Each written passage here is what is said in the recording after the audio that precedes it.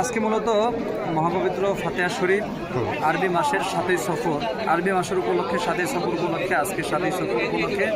বিশ্ব ওলি খাজা বাবা ফরিদপুরি কেবলাজান হুজুরের মহাপবিত্র ফাতেহা শরীফ উপলক্ষে বিশ্ব জাকির মসজিদে পাক দরবার শরীফে তার ভক্তবৃন্দ এবং